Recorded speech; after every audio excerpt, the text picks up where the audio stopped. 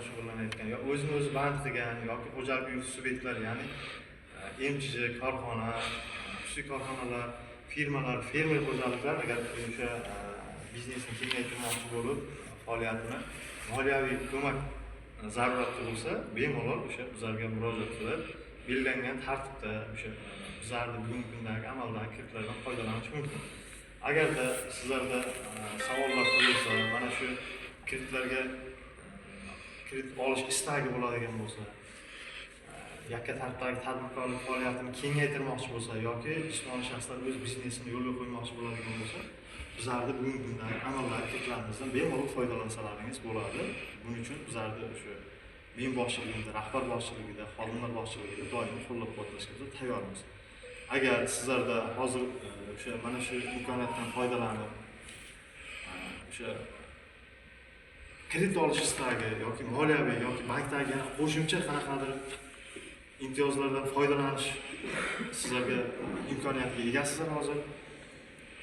Agar ma'qul desalaringiz, o'sha bizlarni bugungi kundagi kreditlarimizdan foydalanmoqchi bo'lsalaringiz yoki bugungi kundagi bizlarni bor resurslarimizdan foydalanmoqchi bo'lsalaringiz, agar savollar bo'lsa, oladigan kreditlaringiz tushunmovchiliklar bo'lsa, savollaringizga javob berishga tayyormiz. Sizlarni doimiy moliyaviy qo'llab-quvvatlash uchun mana shunday tadbirkorlar bilan uchrashuvdik. Bizlar Bloomberg o'z kanaliga ham e'lon bergandik. Hokimiyat vakillari bilan kelishgan holda keyingilarda yana ham ko'payar bu so'zlar. Bloomberg tumanida o'z tadbirkorligini qilaman degan tadbirkorlarimiz juda ham ko'p. Javob qo'llab-quvvatlaymiz. Agar savollar bo'ladigan bo'lsa, marhamat imkoniyat darajasida agar bizlarni bugungi kundagi resurslarimizdan foydalanmoqchi bo'lsa, bizlarni kredit mahsulotlarimizdan foydalanmoqchi bo'lsangiz, tadbirkorlik qilish istagi bo'ladigan bo'lsa, marhamat savollar bo'lsa, muammolaringiz bo'lsa, o'shalarga yechim topishga harakat qilamiz. Marhamat aka. Biz Negatatdagi tadbirkorimiz, uyimizda bog'cha ochganmiz, tadbirkorimiz. Buni kengaytirish maqsadida kredit olmoqmiz. 312 qanun bo'yicha batafsilroq tushuntirib olasiz. Qanaqa shartlar bor, qulayliklar bor. Tushunarli. Bugungi kunda o'sha tadbirkorlik faoliyatini qo'llab-quvvatlash maqsadida Prezident qarori 312 sonli qaror bilan tadbirkorlarimizga qulay shartlarda juda ham yaxshi imkoniyat. Bugungi kunda o'sha bizlarni hududlar kesimida toifalarga bo'lingan, bizlarni Bloomberg tumani 3-toifaga kiritilib, 21% dan 5 yil muddatgacha sizga 100 million so'mgacha garojsiz berish imkoniyatiga egamiz. Agar sizni arzingizda ko'rsatilgan summani agar o'sha nechpul summaga ehtiyojingiz bo'ladigan bo'lsa, sizga kredit berishga biz tayyormiz. Umuman 312 sonli bizning qaror bo'yicha muammo bo'lishi mumkin emas. Siz o'sha madaniyat tashkilot, ya'ni maktabgacha ta'lim muassasasi, uy bog'chasi, davlat sherikchiligi asosida uy bog'chasi sizni qo'llab-quvvatlashga biz tayyormiz. Bundan hech masala ham bo'lmaydi, muammo ham bo'lmaydi. 312 sonli qaror bo'yicha o'zi resursimiz mavjud bor, imkoniyatga egamiz. Sizni o'sha talabingizni bajarib berish imkoniyatiga egamiz. Siz belgilangan tartibda o'sha hujjatlarni bizlarga kredit inspektorlarimizga topshirasiz. Hujjatlar deganda bunda ortiqcha hujjatlar emas. Ariza bilan murojaat qilasiz. Ya'ni o'sha ta'minotchi bilan shartnomangiz, o'sha qayerga mahsulot olish kerak bo'ladigan bo'lsa, mahsulot shartnomangiz, guvohnoma, pasport, ortiqcha hujjat emas. Juda soddalashtirilgan hujjatlar, 312 sonli qarorimiz. Yana kimda misol uchun o'sha moliyaviy qo'llab-quvvatlash bo'yicha savollar bo'ladigan bo'lsa, marhamat.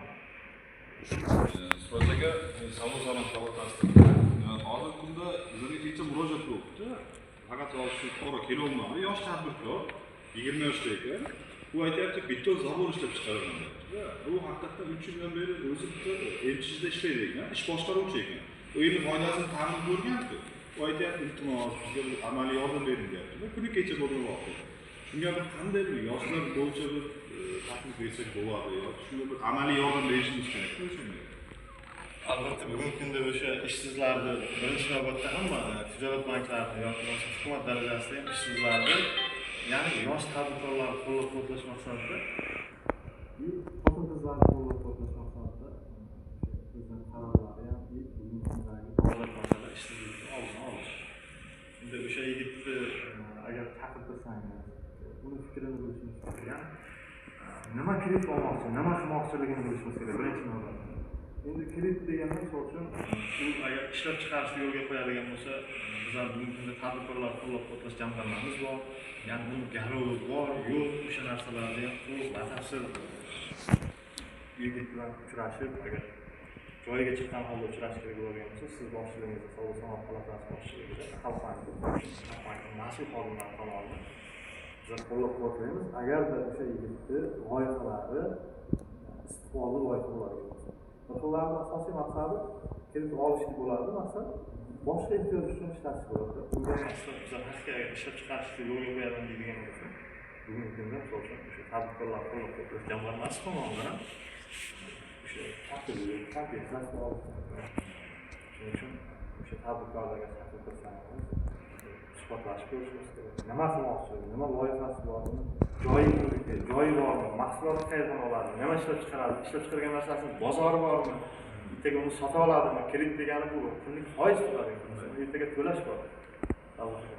Shuning uchun bu yigitni chaqirtirsangiz, bu yigitni biznes rejalari bilan tanishsak, ertaga istiqbolli loyiha bo'ladigan bo'lsa, yosh tadbirkor bo'ladigan bo'lsa, tushunmagan joylar bo'ladigan bo'lsa, yo'l ko'rsatamiz, o'zimizdan birgalikda ishlab. Chaqirtiraman, sizga uchrashsa bo'ladi. Yes, xo'jayin, masala yo'q. Yana kimda agar